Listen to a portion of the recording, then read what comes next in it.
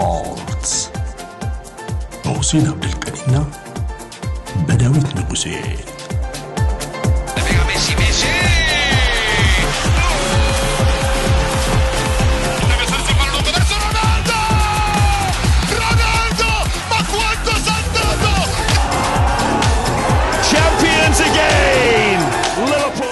ኤችዲ ስፖርትስ።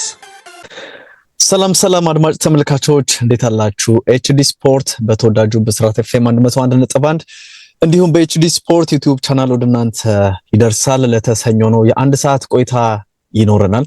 በርከት ያሉ ጉዳዮች እነሳሉ። በተለይም ደግሞ በእንግሊዝ ፕሪሚየር ሊግ በሱፐር ሰንደይ ተጠባቂ የነበረው ጨዋታ በማንቸስተር ሲቲ አሸናፊነት ተጠናቆ አሁንም ከመሪው አርሰናል ጋር ያለውን የነጥብ ልዩነት መልሶ ወደ 6 ያጠበበበት ውጤት ተከስቷል። ይሄ ጨዋታ ምን መልክ ነበረው? በስፋት እናነሳለን። የዋንጫ ፉክክሩ ላይ ምን አይነት ተጽዕኖ አለው የሚለውንም ጉዳይ እንደዚሁ በቆይታችን የምንዳስስ ነው የሚሆነው።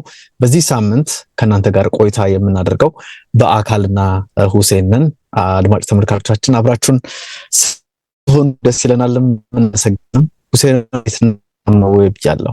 ሰላም እንዴት ነህ? አልሐምዱሊላህ ሁሉ ሰላም አለ።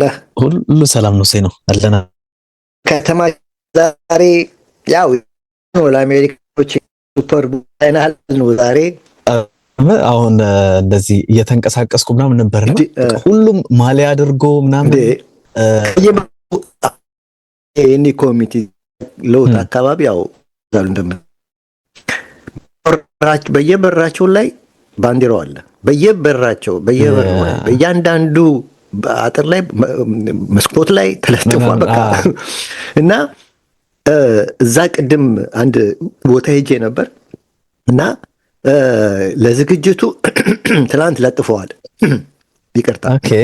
እና ነገ ለሚደረገው ውድድር ሁላችሁም የራሳችሁን ስናክ ይዛችሁ አንድ ላይ እንመልከት የሚል እና ስናክ እንደዚህ የሆኑ ቦታዎችም ላይ እኔም አይቻለሁ። የሚገርም እንደዚህ ምግብ ቤቶች ላይ ምናምን እንደዛ ተለጥፎ አይቻለሁ። የገረመኝ ደግሞ ሁሴን ነው ምግብ እያንዳንዷን ከመጀመሩ በፊት ማለት ነው በሙሉ በቃ ምግብ ፓክ አድርገው ወደ ቤት ምናምን ሲገቡ በቃ ምንክል ወርኢት የሚሰሩት አሁን በደንብ ይሸቅላሉ። ዛሬ በደንብ ይደራል ዛሬ። እና ደግሞ ልዩ የሚያደርገው ምንድነው? ያው የኛ የምንኖርበት ከተማ ሲያትል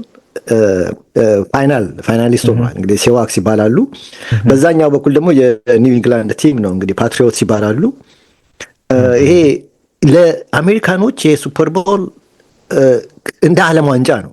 ዓለም ዋንጫ በቃ አሁን ዛሬ በጣም ነው የሚልህ ያንዳንዱ ሶስት መለከት ልክ ድሮ ዓለም ዋንጫ ነው ያስታውሳለሁ። ዓለም ዋንጫ ማስታወሱ በተለይ የ1998 ያው የፈረንሳይ ብሔራዊ ቡድን ደጋፊ ስለሆንኩ የ1998 ዓለም ዋንጫ ፋይናል ከብራዚል ጋር እስከሚደርስ በቃ ቀኑ እኔ እንጃ ወር ነው የሆነብኝ። ገብተዋል። በቃ በጉጉት ስጠብቀው ነበር እና ኢቨን በአይን ያየሁት የአርጀንቲናና የጀርመንን እንኳን ብራዚል ላይ እንትና እንደዛ አልጓጓውለትም ነበር።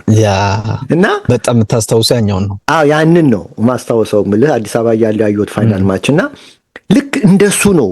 ይገርማል። ሳምንቱ ሙሉ አሁን በዚህ ሳምንት በአጋጣሚ በስራ ቦታ ላይ 3 የዙም ሚቲንግ ነበረኝ እና 3 ጊዜም በቃ እኔ እስከሚሰለቸኝ ድረስ ነው ታውቃለህ። ጎሲዋክስ ስለዚህ በቃ ሰራተኛ ሁሉ የሚያወራው ስለሱ ነው ታውቃለህ። እና በቃ ልዩ ነው። እና ስመለከት ነበር። ይገርምሃል ለቴሌቪዥን ማስታወቂያ ለ8 ሰከንድ $8 ሚሊዮን ነው የሚከፈለው። ለ8 ሰከንድ ማስታወቂያ ዛሬ ቴሌቪዥን ላይ 8 ሚሊዮን ነው የምትከፍለው። አድማጮች እንግዲህ ጆሮአችሁን መኑ። ለ8 ሰከንድ 8 ሚሊዮን እና ያክል ተመልካች እንዳለው በሙሉ ጨዋታው እስከ $800 ሚሊዮን ያገኛል ተብሎ ነው የሚገመተው። የቴሌቪዥን ሬቬኒው ነው ማለት የቴሌቪዥን ማስታወቂያ ገቢ ብቻ ነው። በአጠቃላይ ግን በብሮድካስቲንግ ላይ ግን $1.42 ቢሊዮን የሚገኝበት $1.42 ቢሊዮን እና ኦፍ ኮርስ ተመልካቹ ከ120 እስከ 130 ሚሊዮን ህዝብ የቲቪ ኦዲየንስ አለ ተብሎ ይጠበቃል። ለዚህም ነው ያው ነገሩ ውድ የሆነበት ምክንያትና እንግዲህ የከተማችን ተወካይ ስላለ ዛሬ እንግዲህ ካሸነፈ ነገ ጠዋት ስብሰባ ጠዋት እንግዲህ ሁሌ የሰኞ ጠዋት ስብሰባ አለኝ። እንግዲህ ጠዋት ስገባ በቃ በግራና በቀኝ ያ የሚገርም አሁን እኔ እናንተ ቀረጻ እያደረግን ባለንበት ሰዓት ማለት ነው ውጭ ሆኜ ነው እየቀረጽኩኝ ያለሁትና ማንም የለም መንገድ ላይ ቤቱ ነው በቃ ያለው ያ ጭር ብሏል። የሚገርም ነገር ነው። በጣም ትልቅ ነው ለኛ ለአድማጮቻችን አጠቃላይ ለኢትዮጵያውያን ራቅ ያለ ውድድር ነው። ግን እነሱ እንዴት ትኩረት እንደሚሰጡት አሁን እሱን ላይ ብትሰራ ተመልካች ታገኛለህ። እዛ ቴሌቪዥን ለአንድ ሰከንድ ለ8 ሰከንድ 8 ሚሊዮን ብር እያስከፈለ እንግዲህ ለአንድ ሰከንድ 1 ሚሊዮን ዶላር ማለት ነው።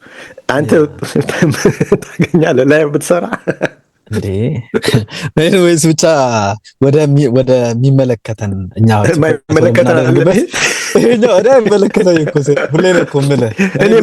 እኔ ባይገርምህ ሲጠይቁኝ ህጉንም አላውቀው እንኳን እኔም እንደዛ ነው የምለው። በቃ ደንቡን አላውቀው ምናምን ብዙ ኢንትረስትድ አይደለሁም ምናምን እላችኋለሁ። ያለፈው ጊዜ አልነገርኩም። አንዱ ሲጠይቀኝ አይ እኔ ብዙም እኔ ሶከር ፋን ነኝ ስለው የማደጋፊ ነኝ ሳውንደርስ አትሊስት አለ።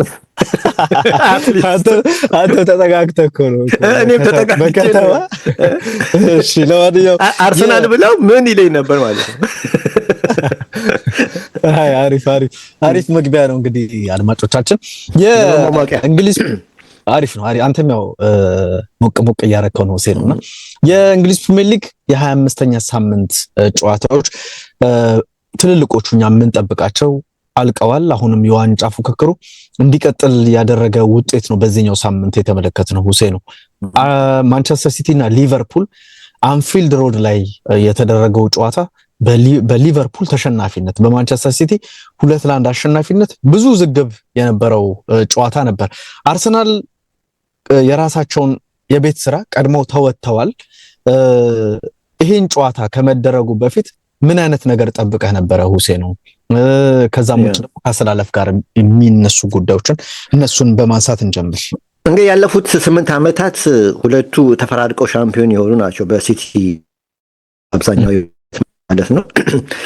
ጨዋታ ወሳኝነት አለው ለሁለቱም ነው፣ ለሲቲ ብቻ አይደለም። እኔ ትኩረት የተደረገው በሲቲ ላይ ነው እንጂ ለሊቨርፑልም ትልቅ ጨዋታ ነው። ለምን የሊቨርፑል ዝቅ ተደርጎ እንደሚነገር በሚዲያ ላይ አይገባኝም። ምክንያቱም ማንቸስተር ሲቲ በእርግጥ በውድድሩ ላይ ህይወት እንዲኖረው የግድ ነጥብ ማግኘት አለበት። ከጨዋታው በፊት ትጠብቋለህ። ሊቨርፑል ደግሞ በተለይ አሰልጣኝ አርነ ስሎት ዘንድሮ ሻምፒዮን የመሆን ድል ባይኖራቸውም ቢያንስ ሊቨርፑል በቀጣይ ሲዝን በቻምፒየንስ ሊግ እንዲሳተፍ ደረጃውን መጠበቅ የግድ ይላል። ምክንያቱም ፉክክር ውስጥ ነው ያሉት። በጣም አጠገቦቻቸው ዙሪያዎቻቸው ላይ ብዙ ቲሞች አሉ የሚፎካከሯቸው እና የእንግሊዝ ሚዲያዎች ግን ያው ፑንዲቶች ኢቭን በጨዋታው መሀል እንኳን ሁለቱ እየተጫወቱ የማንቸስተር ሲቲ ጎል ሲያገባ ስለ አርሰናል ደጋፊዎች ነው የሚያወሩት። እኔ ግራ ግብት ነው የሚለኝ። እኔ የሆነ በቃ እንትን ያላቸው ይመስላል ከአርሰናል ጋር የሆነ በቃ እና ውጤቱ በተለዋወጠ ቁጥር አርሰናል ሲሉ ነው የምትሰማው። የአርሰናል ደጋፊ ነው ሲያነሱ የምትሰማው እና ግን ከአርሰናል በላይ ይህ ጨዋታ ለሊቨርፑል ደጋፊዎች ትልቅ ጨዋታ ነበረ እና እንግዲህ የሚቀጥለው ዓመት ስሎት ቀጠሉም አልቀጠሉም በሊቨርፑል የሊቨርፑል ቻምፒየንስ ሊግ መሳተፍ ግን ወሳኝነት አለው። ሰውየው ቀጠሉ አልቀጠሉ አለም ጥያቄው ግን በሚቀጥለው ዓመት ይሄ ቡድን በቻምፒየንስ ሊግ መገኘት ግዴታ አለበት እና በቀጣይ ሲዝን ግን ካልተሳተፈ ጉዳቱ እጅግ በጣም የከፋ ነው የሚሆነው። ከወዲሁ ቫንዳይክ ስለዚህ ጉዳይም ሲያነሳ ነበር ቻምፒየንስ ሊግ በተሳትፎ በተመለከተ እና አሁን የክለብ በአሁኑ ሰዓት የክለብ ትልቅነት፣ የክለብ ግዙፍነት፣ የክለብ ምንድነው ሀያልነት የሚታወቀው በቻምፒየንስ ሊግ ስትሳተፍ ነው። በተለይ 5ቱ ሊጎች ውስጥ ያሉት ክለቦች እና ቻምፒየንስ ሊግ ውድድሩም የአሸናፊዎች አሸናፊ ነው። የጠንካራ ውድድር ነው እና በዚህ ላይ የምታገኘው ገቢ ያው የታወቀ ነው፣ እጅግ ከፍተኛ ነው። እስከ መጨረሻው ከሄድክ ብዙ ታገኛለህ። በተሳትፎ ላይ እንኳን እነዚህ የምስራቅ አውሮፓ ቲሞች እንኳን እንዴት እየተለወጡ መሆኑን እየተመለከትን ነው እና ቲሞች በተለይ የአምስቱ ሊጎች ቲሞች በተሳተፉ ቁጥር አንደኛ የክለቡን የፋይናንሻል ችግር ያስተካክላል። ኤፍኤፍፒውን ባላንስ ሆኖ እንዲሄድ ያደርጋል እና ተጫዋቾችን እንድትገዛ ጥሩ ምክንያት ሰበብ ይሆንላል እና በዚህ ላይ የክለቡንም ብራንድ ይጨምራል። ቻምፒየንስ ሊግ የሚሳተፉ ክለቦች ብራንዳቸው ይጨምራል። አሁን ከቅርብ ዓመታት ይህን 15 ዓመት ማንቸስተር ሲቲ የማንቸስተር ሲቲ ብራንድ ምን ያህል እንደገዘፈ እየተመለከትን እና በጣም እና በአንጻሩ ማንቸስተር ዩናይትድን ተመልከተው የደረሰበትን አሁን ከ10 ዓመት በፊት የአውሮፓ ገናና ክለብ ነበር። አሁን ከ10 ዓመት በኋላ ግን የት ነው ካልከኝ እየወረደ ነው። በቀደም ዕለት አስደንጋጭ እንትን ሲወጣ ነበር፣ መረጃ ሲወጣ ነበር እና ስለዚህ ይሄ ቻምፒየንስ ሊግ ወሳኝ መሆኑን እንትን ይላል ይነግርሃል እና ስለዚህ አሁን የትላንቱም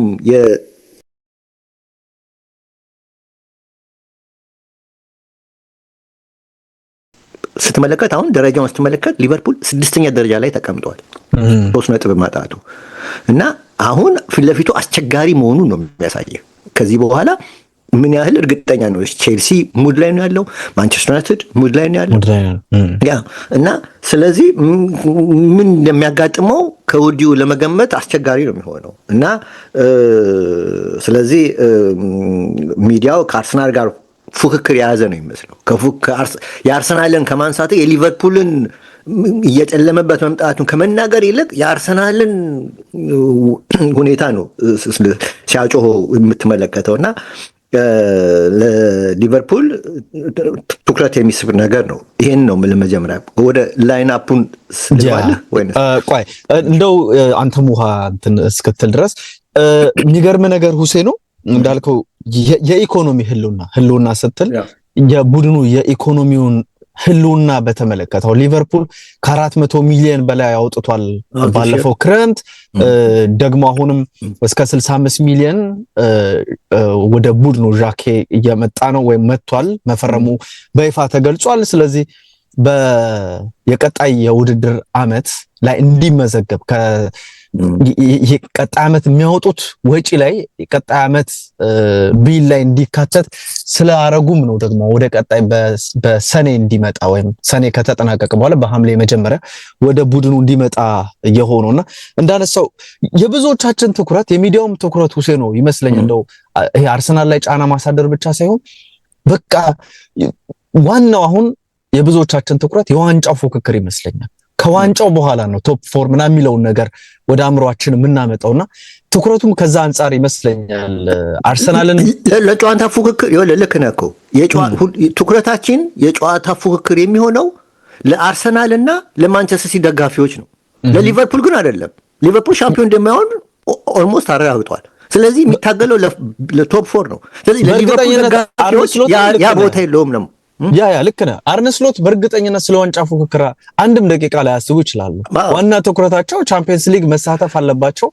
የራሳቸውን ጉዳይ ነው እንዳልከው ደጋፊዎችም የሚመለከተው የሲቲና አርሰናል ዋንጫ መብላት አይደለም። በፍጹም እሱ ማንም ቢበላ ምንም ላይ መስላቸው ይችላል ወይም እንደዛ አይነት። እንደገና ደግሞ ውድድሩንም ስትመለከት ጨዋታውንም ስትመለከት እኮ የአንዱን ሳይድ ብቻ ለማየት አለብህ። ተጋጣሚው ሊቨርፑልና ሲቲ ነው። ስለ ሊቨርፑል ስለ ሲቲ ኦኬ ጫና ያበዛ ምናምን ልትል ይችላል። ስለ ሊቨርፑል ግን የቻምፒዮንስ ሊግ መራቁንስ እንዴ ስለዚህ እሱን ነው ቆመለ ያንን ዝም ብለህ ከመቀባጠር የሊቨርፑል መጥፎ ሲዝን መሆኑን ይሄ ሁሉ ገንዘብ ወጥቶ አሁን አንተ ያልከው ነገር ይሄ ሁሉ ገንዘብ ወጥቶ ከኔክስት ይር ቻምፒዮንስ ሊግ መውጣት አደጋ ነው።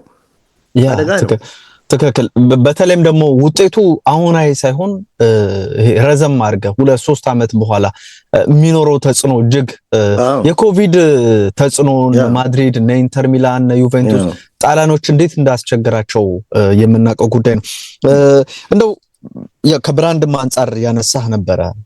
አሁን ማንቸስተር ሲቲ እኮ በጣም ሊጉ ላይ በሲቲ ደረጃ ይሄ ብራንዱ በጣም በቅርብ ዓመታት እያደገ ያለ ቡድን ከገቢም አንፃር ደግሞ በደንብ ነው የሚበልጣቸው እኮ ብዙዎቹን ራሱ ይሄ በቻምፒየንስ ሊግ በሚገኘው ገንዘብም ደግሞ የዓለማችን ምርጥ 10 ቡድን በወቅቱ ያላቸው ምርጥ 10 ቡድን ምናምን ቢባል የሊጉ ቀዳሚ ቡድን የሚሆነው ሲቲ ነው። እንዳነሳሁት ያጠራቀማቸው ነገሮች ስላሉ 2 3 4 ዓመት እንዴት ቻምፒየንስ ሊግ ላይ ያለው ተጽዕኖ የቅርብ ቻምፒየንስ ሊግ አሸናፊም የሊጉ የቻምፒየንስ ሊግ አሸናፊም ቡድን እንደሆነ ስለምናውቅ እንደው ግን ከአሰላለፍ አንጻር ሁሴኖ በጣም ትኩረት ተደርጎ የነበረው ብዙዎቻችንም የጠበቅነው ጉዳይ የጌሂ እንዴት አይነት አቀባበል ይኖረዋል ወደ ሊቨርፑል ይመጣል ተብሎ ሲጠበቅ የነበረ ተጫዋች ግን በስተመጨረሻ ማረፊያ የሆነው ወደ ማንቸስተር ሲቲ መሆኑን የተመለከትንበት ደግሞ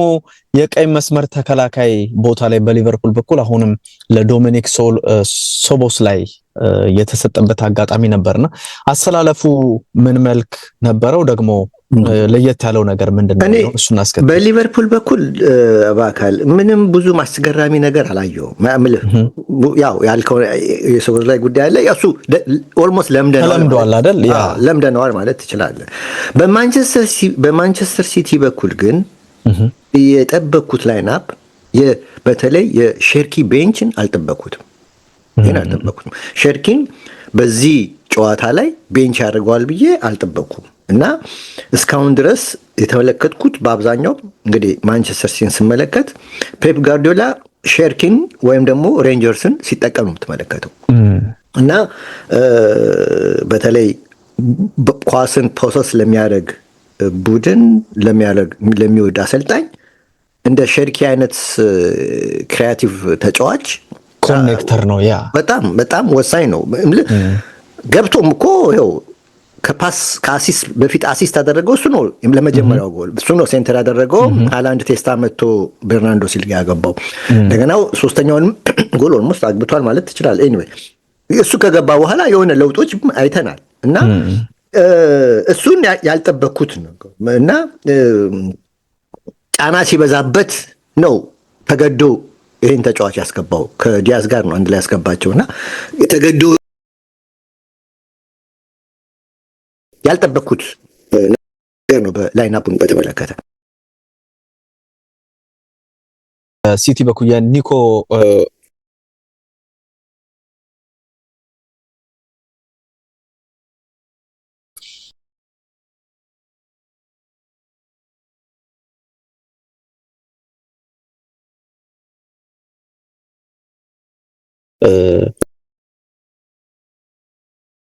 ከተነበት እንቅስቃሴ ይመስላል ሁሴ ነው እንደው ግን ከጌሙ በፊት ግን ወደ ጌሙ ልትገባ ነው እሺ ከጌሙ በፊት ስለ ዳኝነቱ ማንሳት ፈልጋለሁ ምክንያቱም ቶፒክ ይመኛል ዳኝነቱ ጉዳይ ዛሬ እና ዳኛው እንግዲህ ክሬግ ፓውሰን ናቸው ቫር ላይ ጆን ብሩክስ ነበሩ እና ውዝግቦች ነበሩ ጨዋታው ላይ እንደተመለከት ነው ለምሳሌ በርናንዶ ሲልቫ ሳላህን ማሊያውን ከፈርስት ሃፍ ላይ ማለት ነው ማሊያውን ኦርትከሻውን ይዞት አስቀርቶት ነበር አይደለም እና በዛ ሰዓት ሳላህና ደጋፊዎቹ የአንፊልድ ደጋፊዎቹም ጩኸት አሰምተዋልና ዳኛው ግን ቀጠለ ቫር ምንም ያለው ነገር የለም ውሳኔውን ለማጽደቅ ደቂቃም አልፈጀበትም በሪፕሌይ ተመለከትን እንጂ የቫሩ ውሳኔ ወዲያው ነው ኮንፈርም ያደረገው እና ህጉ ግን ምን ይላል ብለን ከሄድን በስኮሪንግ ፖዚሽን ላይ ያለ ተጫዋች ላይ ይላል ማንኛውም ኮንታክት ፔናልቲ ነው የሚለው ስኮሪንግ ፖዚሽን ላይ ያለ ተጫዋች ለማግባት ጥሩ ቦታ ላይ የሚገኝ ተጫዋች ማንኛውም ኮንታክት ፔናልቲ ነው የሚለው ወይ በሸርት ይሁን ወይም ደግሞ በእንትኑም ቢሆን በማሊያውም ይሁን በምንድነው በተከሻም በጎትቶም ቢሆን ማለት ነው ዳኛው ግን ይሄንን ትተው ሶፍት ነው ያሉት የተውት ሶፍት ነው በሚል ነው ግን ምክንያቱም ጠንከር ያለ ማሊያ ጉተታ የለም ቶሎ ነው እጁን ያነሳው ነገር ቶሎ ነው ያነሳው ኦር ምናምን ነው ያሉት ግን ቫር ተጫዋቹ የሚገኝበት ፖዚሽን ጎል የማግባት ቦታ ላይ ነው ብለ ከጠየቀኝ ግን ከፊት ለፊቱ ያኳዝ በረኛ ብቻ ነው ያለው ፊት ለፊቱ ለሳላ ይጠቀምበት ነበር ምንም ጥርጥር የለውም ምክንያቱም ይጠቀማል ማለት ፎሪም ሊወጣ ይችላል ግን 1v1 ነው ፊት ለፊት ነው 1v1 ነው ፊት ለፊት ነው የሚገናኘው ስለዚህ ለጎል ፖዚሽን ሲባል አገባ አይደለም፣ ልጁ ምን ያህል ለጎሉ ይቀርባል በሚለው ነው ህጉ የሚለው። ስለዚህ ይሄ ንጹህ ፔናልቲ ነበር እና ዳኛው ይሳሳቱ፣ ቅጽበታዊ ስለሆነ ውሳኔያቸው። ቫሩ ግን ለምን አልገባም ነው የመጀመሪያው የኔ ጥያቄ። ሌላው ሁለተኛው ጉዳይ ደግሞ የጌሂ ሳላን ጎትቶ አስቀርቶታል፣ በደንብ ታይቷል እና ፋውል ነው አይደለም። ዳኛው ፊሽካ አሰሙ፣ ግን የሎ ካርድ ነው ያሳዩት። የሊቨርፑል ተጫዋቾች ይታያሉ ቴሌቪዥን ላይ ሲናደዱ እና ቢጫ እና እሳቸው እንግዲህ የሚሉት እሳቸው አሁን ቅስፈታዊ ናቸው እንደምታውቀው ወሰኑ። ግን ሴንተር ላይ ማለት አክስ ውስጥ ተከላካይ አለ በሚል ነው የከለከሉት። ኦኬ ግን ሳላ በዚህ አንግል ላይ ከዚህ በፊት በዚህ አንግል ላይ ኳስ ሲያገኝ ወደ ግብ የመጠቀሙ እድል ሰፊ ነው ጎል የማግባቱ እድል። ሌላው ቢቀር ሳላ ኳሱን ይዞ እየተጠጋ ሲል የሴንትራል ዲፌንስ ቦታ ያለው ልጅ አእምሮ ለሁለት ተሰርቋል። እዚህ ልቁም ወይንስ ወደ ሳላ ሊድ? ምክንያቱም የቁጥር አድቫንቴጅ ነበር ሲመጣ ኳሱ ገብቷል። ስለዚህ ለሳላ ስፔስ ሰጥቶታል። ገብቷል። ለሳላ ስፔስ ሰጥቶታል። ስለዚህ አሁን ልጁ ሳላ ወደ መጠቀሙ ላይ ነው ያለው እና ይህንን ግን ቫር እንዴት በአንድ ጊዜ እንደወሰነ ገርሞኛል። እሱንም እንኳን አትሊስት ጊዜ እኮ አልፈጀበት። ሌላ ጊዜ የሚወስድባቸው እኮ ክስተቶች እኮ ይገርሙኛል። ሰዓት የሚገሉበት ሰዓት ጊዜ ቫሮች እና ምንም ውሳኔ ሳይል በቃ ተወሰነ፣ ቀጠለ። ሌላ በዚህ ጨዋታ ላይ ደግሞ ልንገር 96.22ኛው ሰከንድ ላይ አድማጮች ይመልከቱት ከወደ ኋላ ፊልሙን 96ኛው ሰከንድ ደቂቃ ላይ ማለት ነው 2-1 እያሉ ማለት ነው 21 ቁጥሩ የማንቸስተር ሲቲው ሪያን ኤርኑሪ ኳስን ይዞ ተመሳሳይ ልክ እንደ ሳላ አይነት ፖዚሽን ላይ ሆኖ ሄዶ የሊቨርፑል ሴንትራል ዲፌንሱ ግን ወደ ለሁለት ሐሳብ ይዞ ማለት ነው ስፔስ ስለሰጠው ይዞት ገባ። በቃ ይዞት ገብቶ ይገባ ነበር። ሹት አድርጎ በረኛው የመለሰበት። እንደውም ፔፕ ራሱን ያዘ መግባት ነበረበት ብሎ ኦፍ ኮርስ 2-1 ናቸው። ይገለው ነበር ጨዋታው። በቃ አሁን የሳላ ተመሳሳይ ነው። አየህ የሳላ አክሽን እና የኑሪ አክሽን አንድ አይነት ነው። ያ ገባ ሹት አደረገ። ሳላም ሹት ያደርጋል። ያግባ እሱ አይደለም የኛ ጥያቄ። ገብቷል? የኛ ጥያቄ እሱ መጠቀም ሲባል አድማጮች ግልጽ እንዲሆንላቸው ጎል ይቆጠራል ማለት አይደለም። ኳሱ ተመቶ ሹት ሊደረግ ሹት ሲያረጋው በረኛው ሊያወጣው ይችላል፣ መረብ ላይ ሊያርፍ ይችላል። ወደ እሱ አያገባን። የዳኛ ውሳኔ እኮ ስለ ጎሉ አይደለም። ውሳኔ ከጎሉ በፊት ያሉት ነገሮች ናቸው። ትክክል። እና ይሄ ሁለት አወዛጋቢ ነው እና ቫር በቃ እኔ ቫር አለ ወይ በዚህ ጨዋታ ብለህ እንድትጠይቅ ያደርጋል ውሳኔዎቹ። እና በመጨረሻ ላይ ግን ሲቲ ሶስተኛውን ሲያስቆጥር ቫር ጠራው ዳኛውን። እቺ ስነ ልቦና ናት። ውጤቱ 2-1 ስለነበረ ነው የጠራው። አንድ እስካሁን አለው ለማለት ነው፣ እስካሁን ነበርኩ ለማለት ነው የጠራው። ሁለተኛ እውነት የምሬ ነው የምልህ እና ያንን የጠራ ያ ውጤት እዛ ጨዋታ ላይ 2-1 ነበሩ። 3-1 ሶስተኛው ጎል ሆኖ ነው የተሻለው አይደለም ቫር የጠራው። ለሶስተኛ ጎል ነው ቫር የጠራው። ስኮሩ 1-1 ቢሆን ኖሮ ያንን ኳስ ቫር ይመልሰው ነበር? ጥያቄ አለኝ። 1-1 ቢሆኑ ኖሮ እና 2-1 የሁለተኛ የማሸነፊያ ጎል ቢሆን ኖሮ እኚህ ጆን ብሩክስ ቫር ይጠሩት ነበር? ጥያቄ አለኝ። እጠራጠራለሁ። የምሬ ነው የምልህ። እና ፔናልቲ ነው የስ ፋውል ነው የምልህ። ፋውል ነው ፔናልቲ ያሰጣል። ልክ ነው የምልህ። ጊፍት ነው የሰጠው። አሊሰን አይተዋል ፔናልቲውን የምልህ።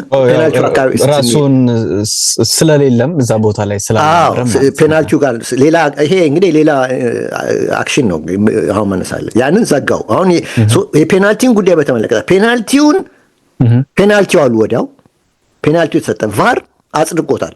ምንም ኦኬ ፋውል ነው። ግን ዮኮሬሽ ኒውካስል ላይ ተመሳሳይ አክሽን ነበረ ታስታውሳለህ? ዮኮሬሽ ተመሳሳይ አክሽን በረኛውን እንትን ብሎት አልፎት ኳሱ ወደዛ ስለሄደ ፋውል አልተሰጠው፣ ፔናልቲ አልተሰጠም። ኳሱን አይጠቀምም የሚል ነገር አይደለ?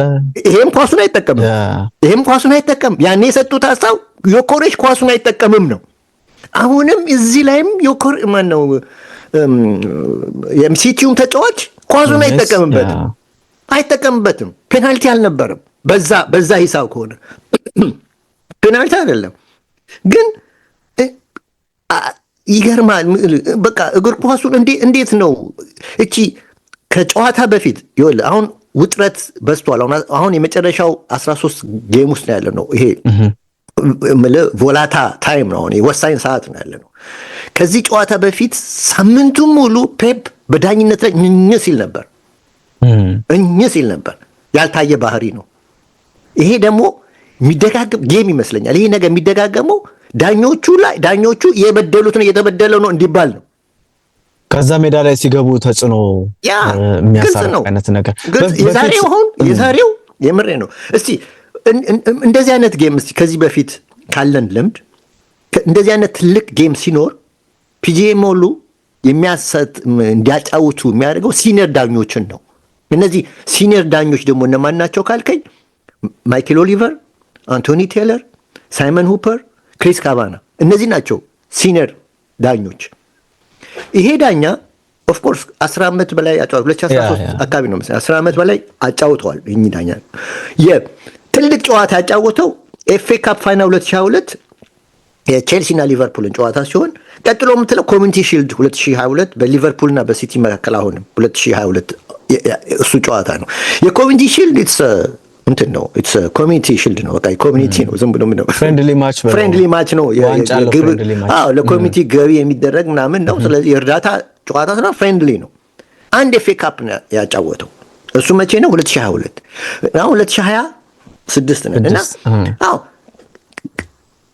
እንዴት ታስቦ ነው ይሄ ዳኛና ቫር እንዲመጡ የተደረገው? ይሄ ሌላ እንትን ይላል። ከዛ ውጪ 98.48 ላይ ደግሞ ልንገር 2-1 ሲቲ እየመራ በሲቲ ቦክስ ላይ ማንቸስተር ሲቲ ቦክስ ላይ ሳላህና ጆንስ ይመስሉኛል በጎልኪክ በ5 ተኩል ላይ በጎልኪክ መንቻዋለች አለችም 5 ተኩሏ 5:50 እዛ ውስጥ ነው የተፈጠረው የክስተት ታስታውሰው እንደሆነ እና ፋውል ተሰርቷል። እኔ ያየሁበት ቴሌቪዥን ፔናልቲ ሲል ነበር። አንፊልድ ተነስተዋል። የሊቨርፑል ተጫዋቾች እጃቸውን አንስተዋል። ግን ወዲያው ኑሪ አወጣው ምንም እንዲታይ የኬዛ ኳስ ማለት ነው አይደል? ኬዛ መሰለኝ። አዎ ኬዛ ትክክል። በአራት የውሃ ሰማያዊ ማሊያ ተከቦ እሱና ሳላ ናቸው ኳሱ ላይ ያሉት እና ፊት ለፊታቸው በረኛው ነው ያለው። ምን እንደተከሰተ አላየንም። ፕሪሚየር ሊጉ ራሱ የፕሪሚየር ሊግ ቲቪው ራሱ ሪፕሌይ አላሳየንም። እሱን እኮ ሪፕሌይ አላየነውም። አይተዋል? እሱን አክሽን ሪፕሌይ አላየነውም። እኔ ያየሁበት እንደ የፔናልቲ ቃል ሲያነሳ እኔ ፔናልቲ ነው ብሎ ጥያቄ ሲያነሳ ነበር። ፔናልቲ ነው ብሎ ጥያቄ አንስቷል። ግን እንደዛ እና ሪፕሌይ አልተደረገም። አላየነውም እና በቃ ተሸፋፍኖ አለፈ። 2-1 እየመራ ነበር እንትና ሲቲ እና ብዙ መነጋገሪያ የሆኑ ነጥቦች ናቸው የነበረው የዳኝነት የሲቲ እና ሊቨርፑል ጨዋታ በጣም ትልቅ መነጋገሪያ ነበር እና ይሄንን ለማለት ነው። ትክክል ሁሴኑ። ከጨዋታው ላይ የተወሰኑ ነጥቦችን ላንሳና አንተም ትሄድበታለህ ሁሴኑ። እንግዲህ የሁለቱ ቡድኖች ጨዋታ አንፊልድ ሮድ ላይ ነው የሚደረገው።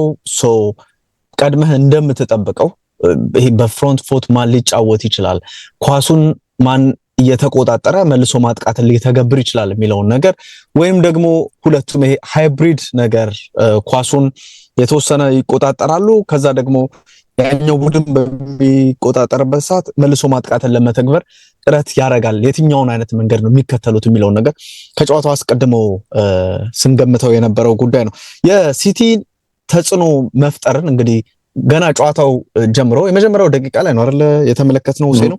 በተለይ ቤርናርዶ ሲልቫ የፈጠረው እድል እና ደግሞ ይሄ በሃላንድ ደረጃ ተጫዋች በዚህ መጠን ግን ደግሞ የግብ ጠባቂው አሊሰን እንዴት ሰውነቱን አግዝፎ እንደሸፈነበት ክፍቱን ቦታ እንዴት የዘጋበትን ሁኔታ ያው አሊሰን መሆኑ ያየነበት አጋጣሚ ይመስላል።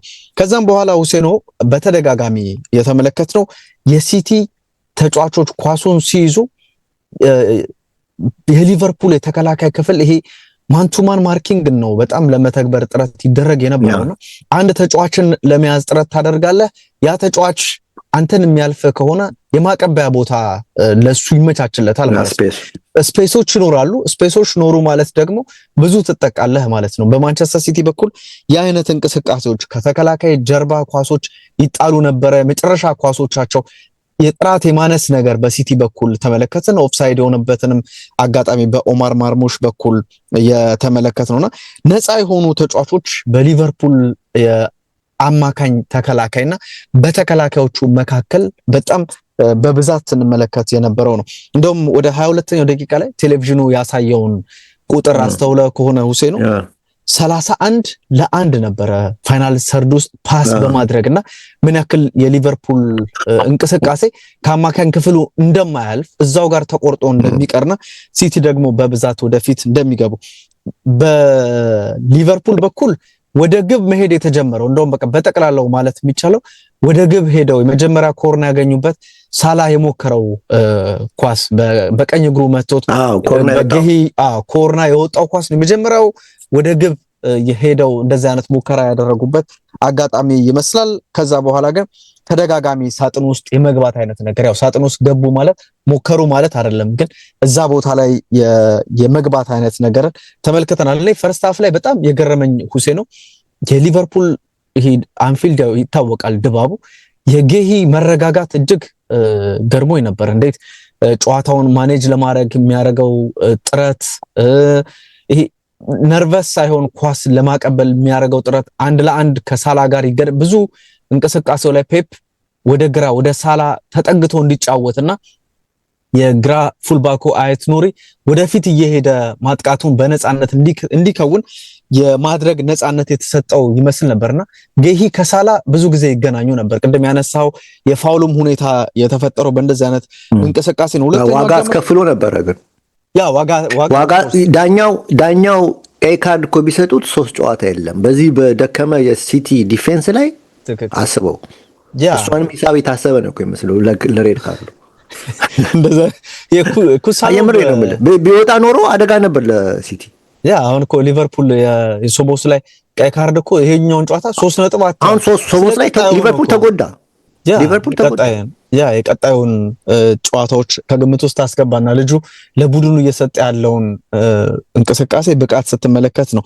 ዞሮ እንግዲህ ጨዋታውን ያነሳን ነው ሁሴ ነው። ሁለተኛው አጋማሽ ላይ ጥሩ አይነት ጅምር ልክ ያነሳ ነው ወደ ፋይናል ሰርድ በሊቨርፑል በኩል የመግባት አይነት ነገሮችን እድሎችን ለመፍጠር መጨረሻ ብሎኮች በሲቲ በኩል የምንመለከትበት እንቅስቃሴ ደግሞ የሶቦስ ላይ የቅጣት ምትም ጎል የተገኘበት አጋጣሚ ነው ሁሴ ነው።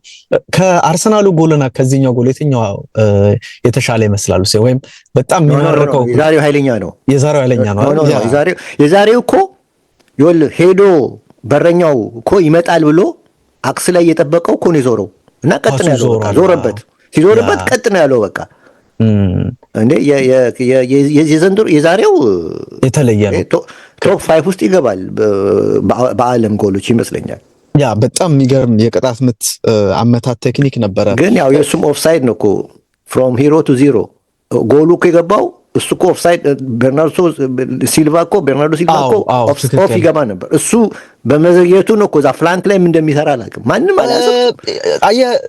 ይሄ ዋና ቦታው መከላከል አለመሆኑ እንደዚህ አይነት ነው። ለምሳሌ ያ ጨዋታን ትራክ አለማድረግ እሱን ነገር ነው። ለምሳሌ ጎሜዝ ቢሆን እንደዚህ አይነት ነገር ሊፈጠር ይችላል። ግን ደግሞ ሶቦስ ላይ እንደሚፈጥረው ጎሜዝ ላይ ፈጥር ይችላል። ይሄ ከተከላካይ ክፍሉ ጋር በደንብ የመናበብ መስመሩን የመስራት እነ ቫንዳይክን የመከተልና ደግሞ ኮሙኒኬሽኑ ራሱ እጅግ ወሳኝ ይመስለኛልና ያ እንቅስቃሴ ላይ ያው በጣም የመዘግየት ከጨዋታ ውጪ እንዳይሆን ቤርናርዶ ሲልቫ ያደረገበትን እንቅስቃሴ ያየንበት ይመስላል። እንዳነሳው የሶቦስ ላይ ያ አጋጣሚ ሲቲን ወደ አቻነት ያልተጠበቀ ልትለው ይችላል። ኦፍ ኮርስ እነ ሼርኪ ከመጡ በኋላ የተወሰነ በእንቅስቃሴ ከጎሉ በኋላ ነቃ ብሏል።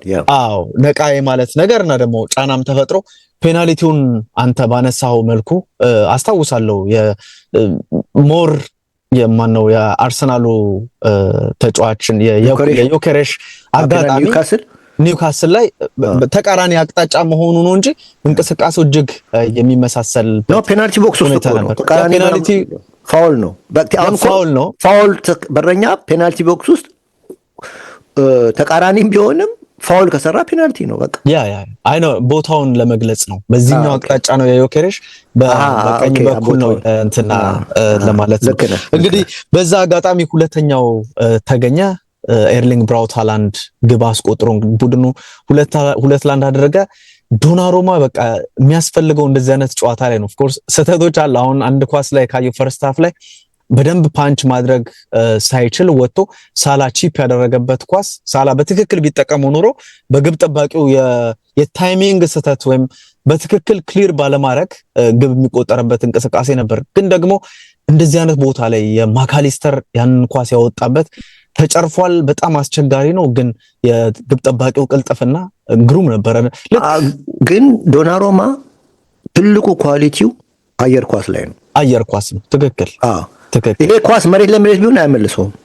ያ ዲፍሌክት ሲያደርግ ወደ ላይ በመውጣቱ እሱ በሚወደው ኳሊቲ ላይ ይመጣል። ያ ሜትር ከ96 ነው። በደንብ 98 ኦልሞስት 2 ሜትር ባለው ያ 2 ሜትር እና አወጣው።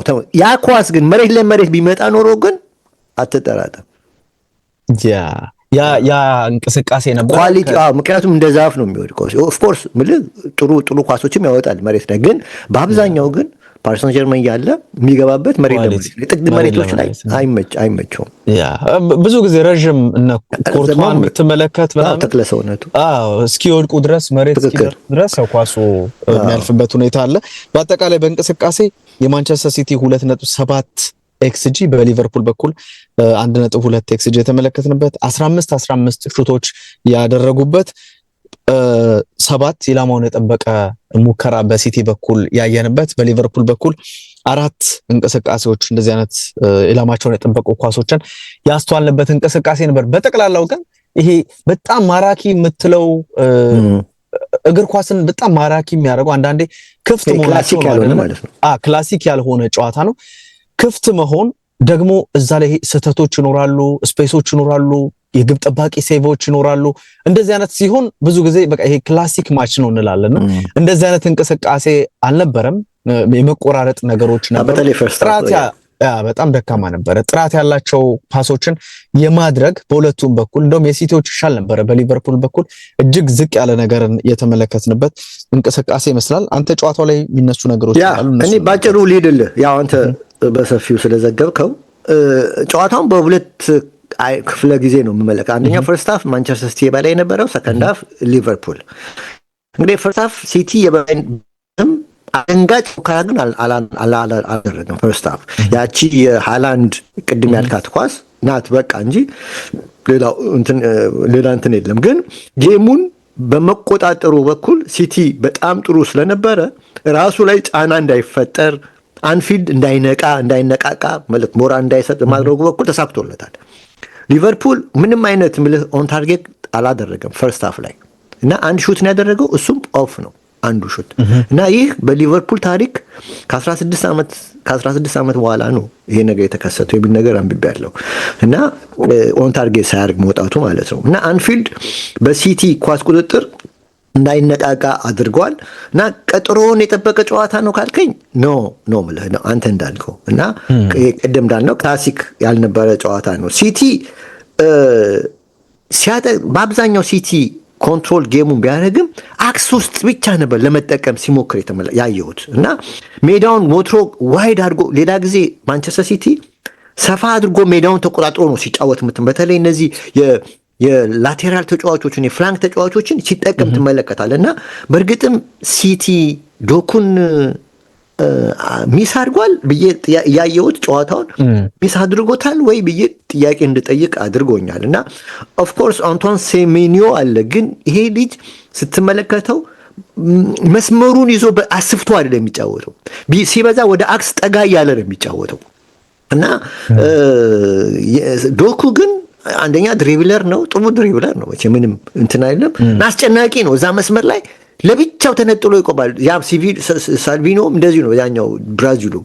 እና ጥግ መስመር ላይ ሆኑና ይሄ አክሱን ወደዛ ያደረጉትና በአንድ በቃ ይለውጡታል። እና የእነሱም አለመኖር ይመስላል ሃላንድ እንደዚህ አይነት ፓሶች ሃላንድ እንደዚህ አይነት የላቴራል ፓሶች እያጣ ነው አሁን ሃላንድ በአብዛኛው ስትመለከትና የሲቲ ጥቃት ሶፍት ነበር። ጌሙን ኮንትሮል አድርጓል። አዎ፣ ግን የማጥቃቱ እንትን ግን ይሄ አግሬሲቭ አይደለም፣ ሶፍት ነበር። እና የሁለቱ ቡድኖች ኤክስጂ አንድ ላይ 1.31 ነበር የሁለቱ ድምር ማለት ነው።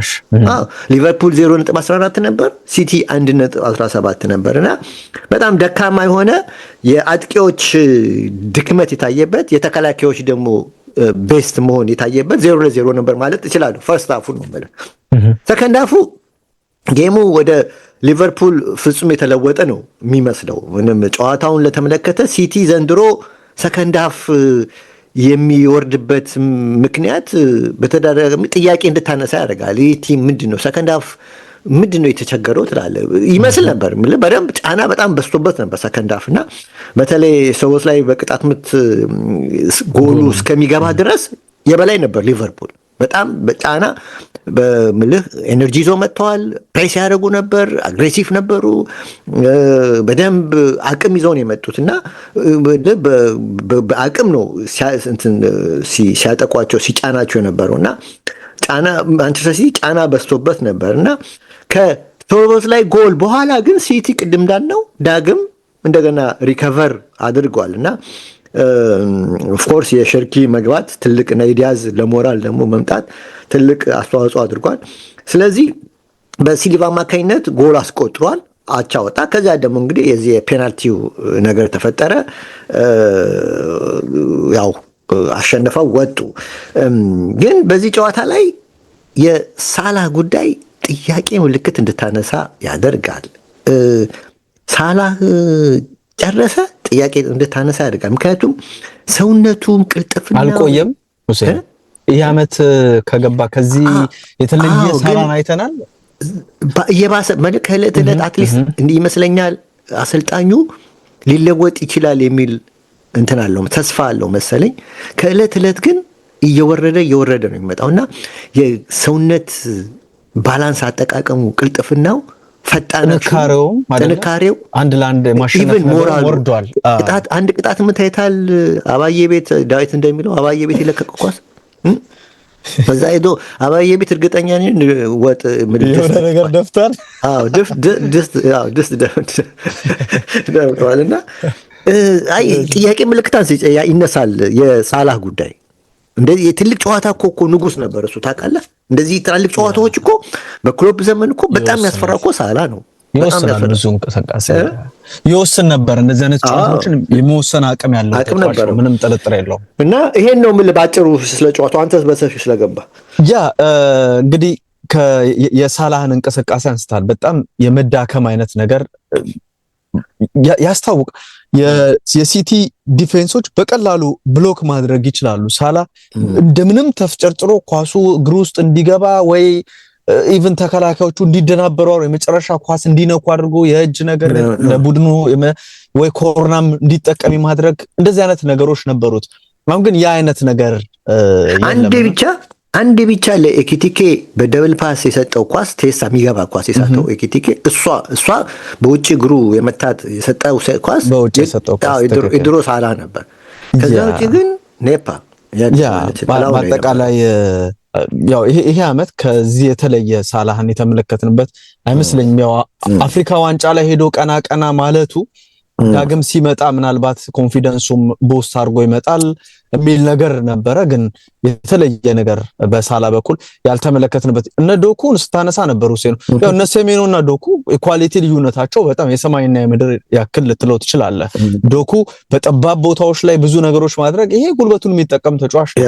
እንደምንም አድርጎ ኳሱን ካገኘና ክፍተት ፈጥሮ ለራሱ ምንም ይሄ ከመታው አይወጣም የምትለውን አይነት ኳስ ነው የሚጠቀመውና በደንብ ሹት ማድረግ የሚችል ተጫዋች እንደሆነ ያየነበት አጋጣሚ ይመስላል። የሶቦስላይን የቀይ ካርድ ሁኔታ ቅድም ስታነሳ ነበረ።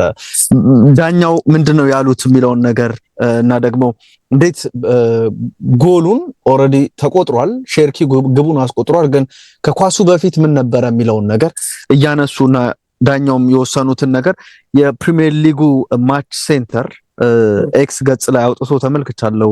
ሁሴን ነው እንግዲህ ይሄ ኬርለስ የሆነ ፋውል በሃላንድ ተሰርቷል የሚል ነገር ነው። የዶሚኒክ ሶቦስላይን ማሊያ ጎትቷል የሚል ነገር አንስቷል። ከዛ አስቀድሞ ግን ሶቦስላይ ኦኬ ጨርስ። እሺ ሶቦስላይ ከዛ አስቀድሞ ግን ይላል መረጃው፣ ከዛ አስቀድሞ ሶቦስላይ የመያዝ ግልጽ የግብ ዕድል የማስቆጠርን ነገር የመከላከል ውሳኔ በመስጠቱ ነው የሚል ነገር አንስቷል። ስለዚህ ቀድሞ ፋውል የሰራው ዶሚኒክ ሶቦስላይ ነው። ዶሚኒክ ሶቦስላይ በቀይ ካርድ መቀጣት አለበት። ሁለተኛ ላይ ነው እንግዲህ ሃላንድ ጥፋቱን የፈጸመው በሚል የቅጣት ምትና የቀይ ካርድ ውሳኔ እንዲተላለፍ መሆኑን አንስቷልና ግን ሁኔታው ኮንዲሽን ውስጥ ተመለከተው ሶቦስላይ ሊይዘው ሞከረ። ኦኬ ማንም ሁሉም ሰው ያያል፣ ዳኛውም ያያል። ምክንያቱም ሁለቱ ብቻ ናቸው እዛ አካባቢ። ዳኛውም ያያል። ያልነፋበት ምክንያት አድቫንቴጅ ለመያዝ ነው። ኦኬ አድቫንቴጁን ያዘለት። እንቅስቃሴ ሲቀጥል ሶቦስላይ ደረሰ፣ ሃላንድን ደረሰበት አይደለም። ሲደርስበት መልሶ ደግሞ ሃይላንድ እሱ ላይ ፋውል ሰራ እና ህጉ ምንድን ነው የሚለው? አድቫንቴጅ አሁን ዳኛው ያልነፉት አድቫንቴጁን ነው አይደለም እና የመጨረሻውን እንቅስቃሴ እየጠበቁ ስለዚህ አድቫንቴጁን ሁለት እድል ነው መስጠት ለአድቫንቴጅ ለዛነት ወሳኝ ታል ሁለት እድል ሰጣለ። አንድ ካልገባ ታድነዋለ፣ ሁለት ካገባ ብለ እንዴት ነው አድቫንቴጁ? ያ ምናልባት ሁሴን አሁን እዚህኛው እንቅስቃሴ ላይ ይሄ ዳኛው ኳሱን ወይም መጀመሪያ እኮ ጎል ብለው ነው አይደለ ያጸደቁት። ከዛ በኋላ አጸደቁት። ስለዚህ ቪአሩ ጠራቸው እና ቪአሩ ጠርቶ እኮ ወደ ኋላ ነው የተመለሰው እንቅስቃሴ ወደ ኋላ። አዎ ግን ወደ ኋላ ለምን ይመለሳል ነው የጠየቀው። ምክንያቱም አድቫንቴጁን አይቶለታል ዳኛው። አድቫንቴጁን ጎል የማግባቱ ድሉ የሱ ነው። አድቫንቴጁ ግን አድቫንቴጁ እንዳይጠቀም ደግሞ ሶቦስላይ መጣበት። ከፊት ሲመጣበት ያዘው አይደለም። ይሄን የተፈጠረው አይደለም አክሽን ያ ትክክል ነው። እኔም እንደዛ ነው እና ስለዚህ ታዲያ ለምን ነው ሶቦስላይ የሚወጣው? ሶቦስላይ መውጣት የለበትም። ቫሩ ነገርኩ እኮ ቫሩ ሳይኮሎጂ ነው የተጫወተው። ኧረ አለው አትርሱኝ፣ ዝም ያልኩት በምክንያት ነው ይኸው አለው ለማለት ነው የሚመስለው። ቫር ዝም ብሎ ተኝቶ ያ ሁሉ ቅድም የጠቀስኩ አክሽኖች መነጋገሪያዎች ናቸው።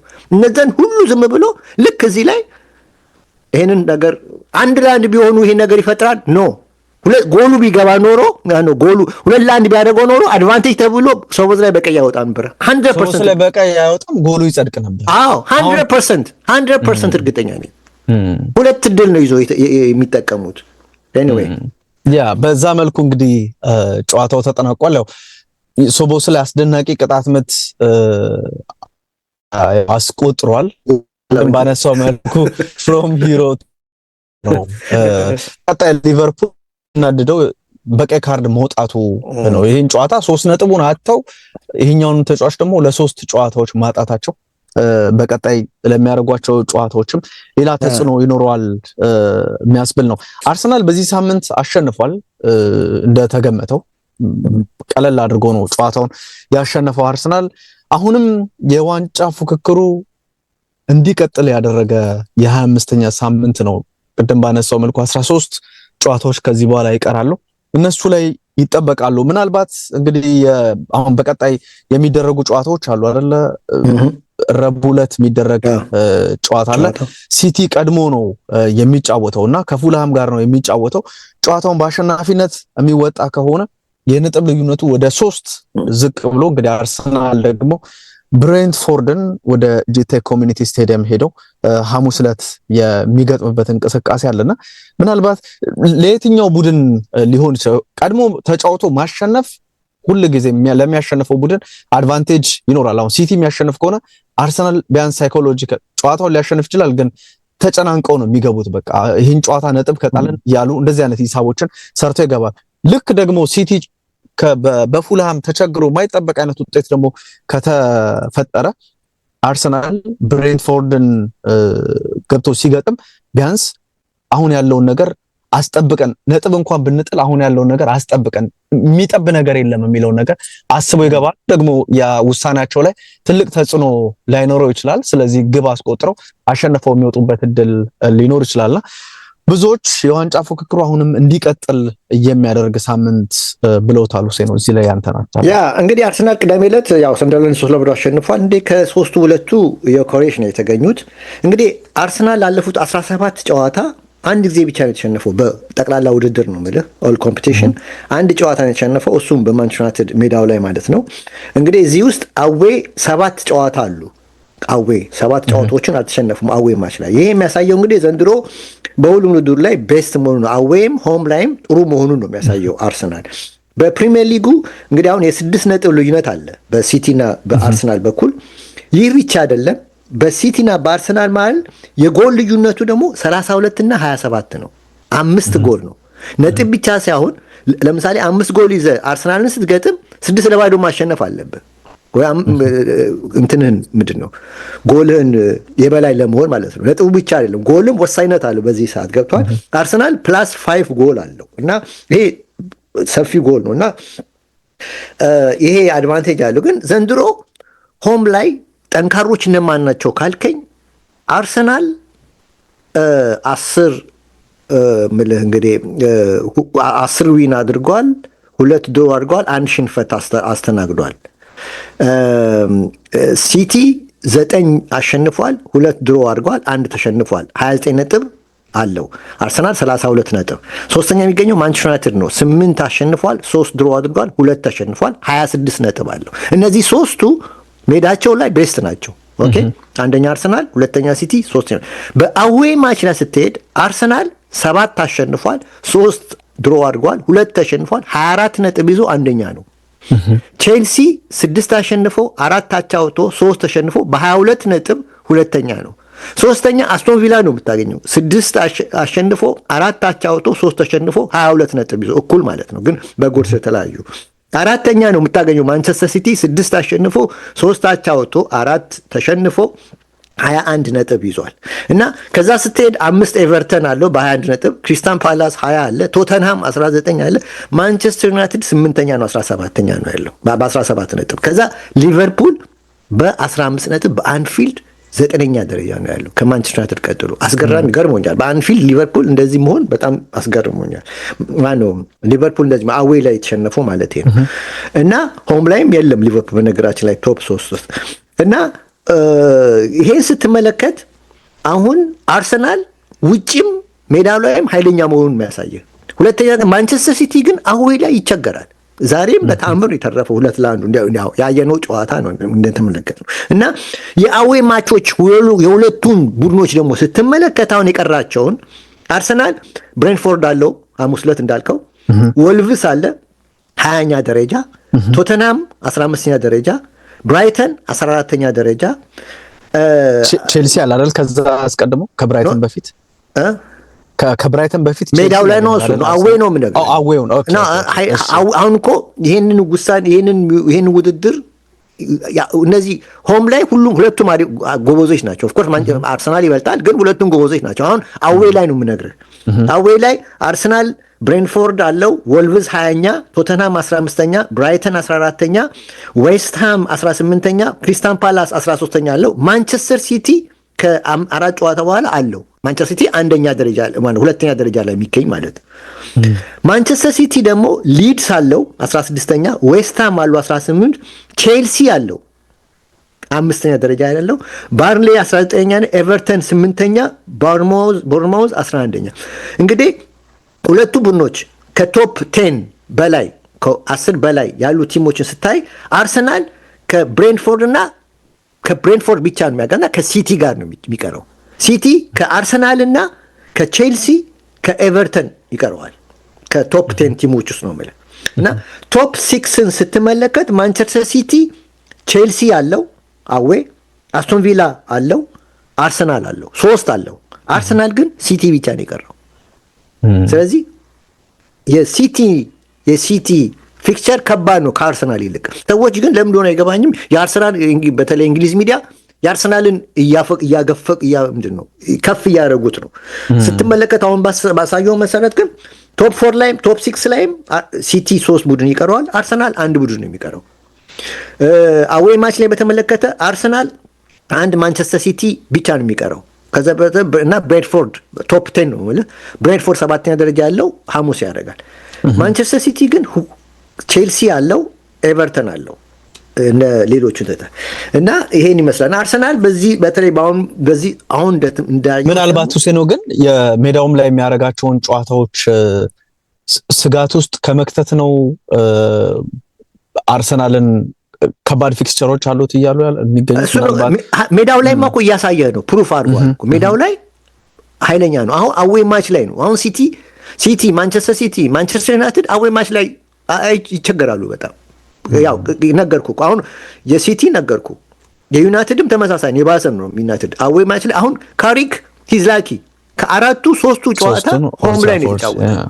ሆም ላይ የተጫወተው የማንቸስተር ዩናይትድ ጨዋታ ነው እና የማንቸስተር የአርሰናል ጨዋታ ነው አውቤ ወጣው። እሱን ጨዋታ እንዴት ጨዋታው እንዳለቀ ስኮሩን ከተመለከትን የስ ግን ኢንዲቴል ከገባን ብዙ ነገሮች እናወራበታለን። ግን አዌይ ማች ላይ ግን ማንቸስተር ዩናይትድ ሁሌ ነው የሚቸገረው የስፒሪት ቲም ስለሆነ። አሁን በተከታታይ ፊት ለፊቱ 13 ጨዋታዎች 6 ነው 7 ጨዋታ አለው አዌይ። እሱ ላይ ነው ካሪክን ልንፈርድ የምንችለው ራሱ ያ ኦፍ ኮርስ በቡድኑ መቆየት ብዙዎቹ አሁን እንደ በፊቱ እኮ መጣደፍ ውስጥ አልገቡም አይደለ? የተወሰነ የቀድሞ ተጫዋቾች አስተያየታቸውን እነ ሮይኪን አሁን ይሰጠው ምናምን ተብሎ ሲጠየቅ አይ አሁን አይደለም የተወሰነ ማየት አለብን የሚል ነገር ነው። ይሰጠው ማለት ጀመር አይደለም ለወጣ ሐሳቡን አይደለም በቀደምለት ግን በኦሌ ጊዜ ታስታውሳለህ? ሱማታዊማ ተከስቷል። ልክ ነህ። ያ አሁን ግን የሆነ ነገር ትንሽ ችኩላ ማለት በ3 ጨዋታ ምልህ ላይ መስቀል ከባድ ነው። አሁን የቲምና የአሰልጣኝ ችሎታ የሚታየው በችግር ጊዜ ነው። በችግር ጊዜ እንዴት ነው ማኔጅ አድርገው ማለት ነው። በችግር ጊዜ እንዴት ማኔጅ አሁን ሶፍት ሁሉ ነገር ምንድነው ጥሩ ነው፣ ተመቻችቶታል። ምቾት ላይ ኮምፎርት ዞን ውስጥ ነው ያሉት። 3 ሆም ላይ አድርጓል። ሆም ላይ አይቸገርም። ድሮም ማንቸስተር ዩናይትድ ምልህ ያው ቢቸገርም ጥቂት ነው። አዌይ ላይ ነው የሚቸገረው አብዛኛው። ምክንያቱም እስካሁን ያየናቸው ቲሞች የስፒሪት ቲሞች ስለሆኑ እና አሁን አዌይ ማች የሚሰጠውን ነገር ነው ምን ልንመለከት የሚገባ ነው የኔ ሐሳብ ገብቷል። አዌይ ማች ፕላስ ደግሞ ዩናይትድ ላይ ይሄ ዩናይትድ አሁን ቀጥተኛ ቡድን ነው። ኳስ ይዞ ወደፊት በጣም ስፔሶችን የሚጠቀሙ ሰፋፊ ሜዳ ክፍል ሲገኝ ያንን ማጥቃት ካውንተር ጨዋታ ለዩናይትድ ሁሌም ነው የሚመቸው። አፈግፍገው የሚጫወቱ ቡድኖች ላይ የአሞሪምም ከዛ አስቀድሞ ነበር የነ ኦሌም ችግር ይሄ የግብድል ተደጋጋሚ የግብድሎችን መፍጠር ጥቅጥቅ ብለው ሲጫወቱ ተጋጣሚ ሲጠቀጠቅ እንዴት ነው ማስከፈት የሚችለው የግብድሎችን እንዲፈጠር የሚያስችለው ዋናው አሰልጣኙ የሚኖረው ስትራቴጂ ነውና ያ ነገር ካሪክ ከዚህ ቀደሞቹ አሰልጣኞች የተለየ ነው። እርግጥስ ይሄ ቦታ ይገባዋል ወይ እንዲያስብል የሚያደርግ እንግዲህ 13 ጨዋታዎች ይቀሩታልና በዛ እንቅስቃሴ ምን አይነት ይኖረዋል የሚለው ጉዳይ ይጠበቃል። የቻምፒየንስ ሊግ አለቀ። 1-2 ደቂቃ አለ ነው እኔም ነበረኝ መልህ ኮምፔል አድርግ ነበር 25 23 26 በተለይ ዘንድሮ ሊጉ ደካማ ነው አሉት። ሌላ ጊዜ መለሳለሁ ሰዓት የለኝም ላሉት በሁለት ደቂቃ አልችልም። በሁለት ደቂቃ አልፏል። እንግዲህ የምርጥ ቶፕ ማለት ነው። አሁን አስቶን ቪላ ራሱ ቀስ እያለ አሁን የነጥብ ልዩነታቸው ከሲቲ ጋር 50 እና 47 ሆኗል ሁሴን የ3 ነጥብ ልዩነት አለ። ስለዚህ አስቶን ቪላን ጨምረ ማንቸስተር ዩናይትድ 44 ነው በመሃላቸው የ3 ነጥብ ልዩነት አለ። አሁን ዩናይትድ በቀጣይ ጨዋታ አሸንፎ ቪላ ከተሸነፈ ደረጃውን መረከብ ይችላል። ማንቸስተር ዩናይትድ ወደ 3ኛ መምጣት ይችላል። ቼልሲ እና ዩናይትድ ያላቸው የነጥብ ልዩነት 1 ነጥብ ብቻ ነው። ስለዚህ ራሱ ቼልሲ በቀጣይ ጨዋታ የሚያሸንፍ ከሆነና ዩናይትድ ነጥብ መጣል መሸነፍ አይደለም ነጥብ መጣል ብቻ ውስጥ የሚገባ እንኳን ከሆነ 4ኛ ደረጃን ለዛ መስጠት ምናልባት ሊቨርፑል ከቼልሲ ጋር ያለው ልዩነት ወደ 4 ነጥቦች አሉና ወደ 2 ጨዋታ የሚለውን ነገር ለማንሳት ነው። ሲሆን እንግዲህ የሊጉ አሸናፊ ማን ይሆናል አሁንም ክፍት ሆኖ የሚቀጥል የ26ኛ ሳምንት ከዛም በኋላ የሚኖሩ ጨዋታዎች የሚወስኑት ይመስላሉ። ኤችዲ ስፖርት በተወዳጁ ብስራት ኤፍኤም 101.1 እንደዚሁም ደግሞ ኤችዲ ስፖርት ዩቲዩብ ቻናል ላይ ወደ እናንተ ደረሰ። የለተሰኘው ፕሮግራም ነበር። የ1 ሰዓት ቆይታ ነበረው። በአካል ዳንኤል እና ሁሴን አብዱል ቀኒ ከእናንተ ጋር ቆይታ አድርገን አድማጭ ተመልካቾቻችን አብራችሁን ስለነበራችሁ እናመሰግናለን። በቀጣይ ፕሮግራም እስክንገናኝ ሁሴን አንተም ባለበት ሰላም ብያለሁ። ባይ ባይ።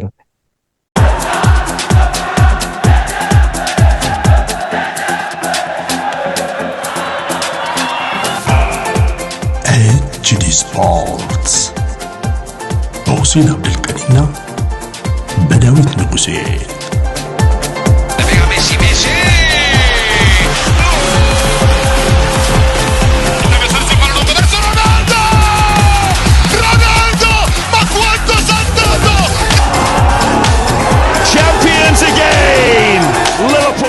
ኤችዲ ስፖርትስ